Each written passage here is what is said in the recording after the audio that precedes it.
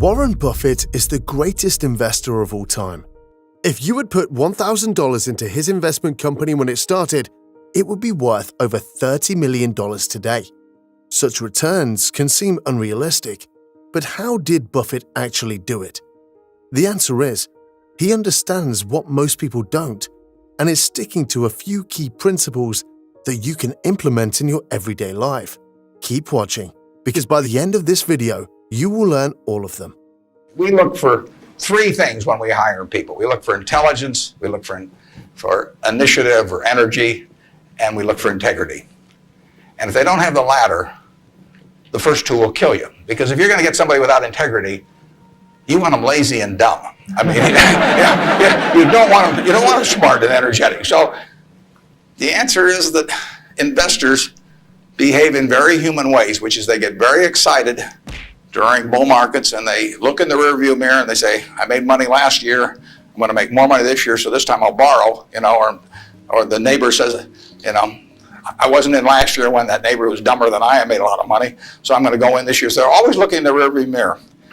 And when they look in the rearview mirror and they see a lot of money having been made in the last few years, they plow in and they just push and push and push on prices. And when they look in the rearview mirror and they see no money having been made, they just say this is a lousy place to be. So they don't care what's going on in the underlying business. And it's astounding, but that makes for huge opportunity, just huge opportunity. I've been taught by Ben Graham to buy things on a quantitative basis. Look around for things that are cheap.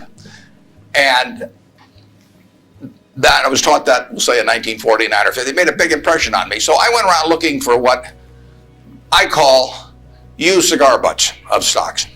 And the cigar butt approach to buying stocks is that you walk down the street and you're looking around for cigar butts and you find this on the street, this terrible looking, soggy, ugly looking cigar, one puff left in it. But you pick it up and you get your one puff. Disgusting, you throw it away, but it's free. I mean, it's cheap. And then you look around for another soggy, one puff cigarette. Well, that's what I did for years. It's a mistake. Although you can make money doing it, but you can't make it with big money. It's so much easier just to buy wonderful businesses. So now I would rather buy a wonderful business at a fair price than a fair business at a wonderful price. But I have an old-fashioned belief that I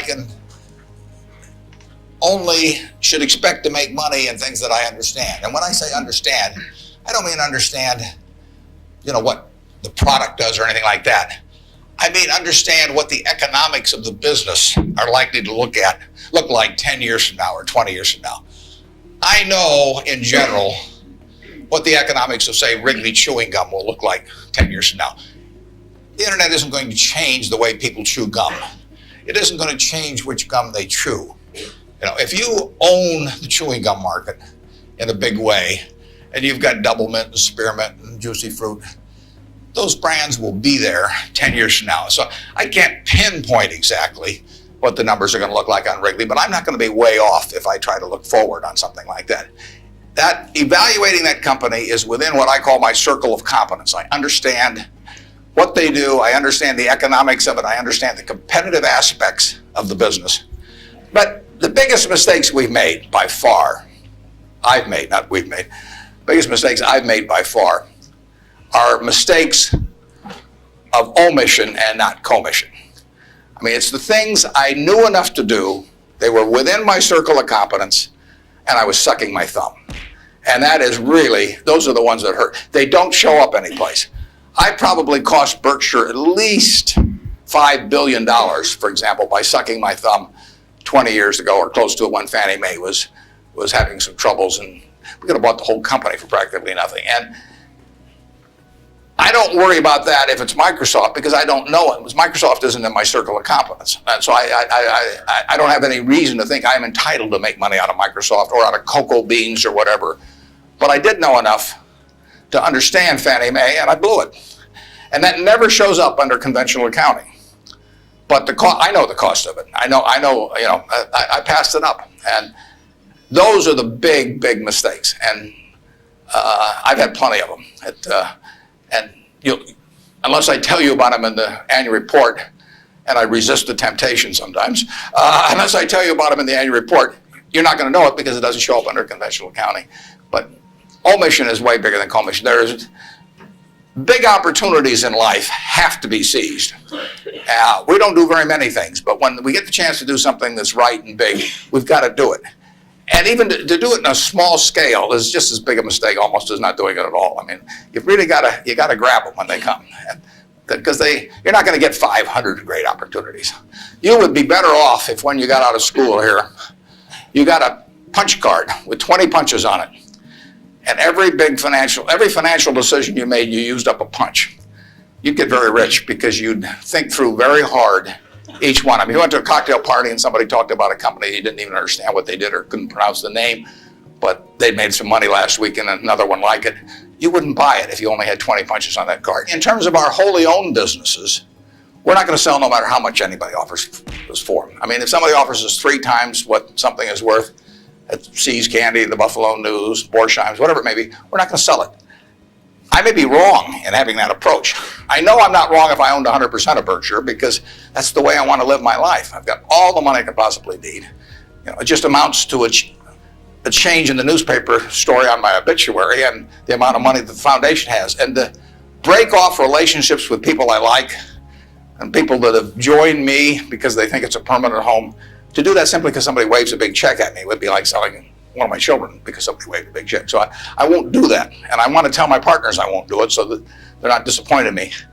More and more with certain stocks, we've got that approach. Now, if we were chronically short of funds and had all kinds of opportunities coming, we might have a somewhat different approach. But our inclination is not to sell things unless we get really discouraged perhaps with the management, or we think the economic characteristics of the business change in a big way. I mean, and that happens.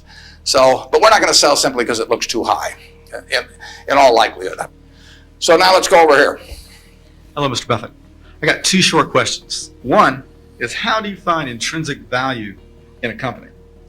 Well, intrinsic value is the number that if you were all-knowing about the future and could predict all the cash that a business would give you between now and Judgment Day, discounted at the proper discount rate, that number is what the intrinsic value of a business is. In other words, the only reason for making an investment and laying out money now is to get more money later on, right? That's what investing is all about. Now, when you look at a stock, when you look at a bond, so it means the United States government bond, it's very easy to tell how much you're going to get back. It says it right on the bond. It says when you get the interest payments, it says when you get the principal. So it's very easy to figure out the value of a bond. It can change tomorrow if interest rates change, but the cash flows are printed on the bond. The cash flows aren't printed on a stock certificate.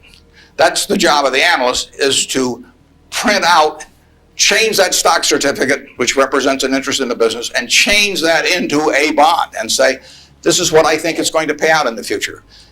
When we buy, some new machine for Shaw to make carpet, that's what we're thinking about, obviously, and you all learn that in business school. But it's the same thing for a big business.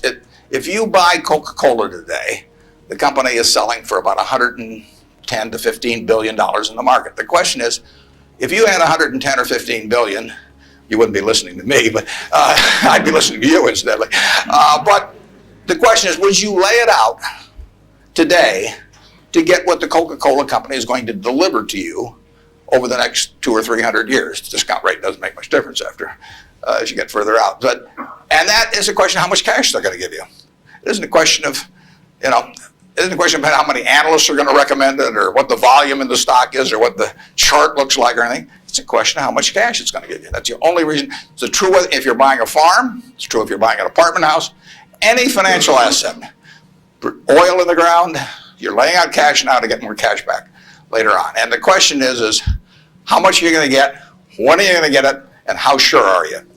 And when I calculate intrinsic value of a business, when we buy businesses, and whether we're buying all of a business or a little piece of a business, I always think we're buying the whole business because that's my approach to it. I look at it and say, what will come out of this business and when?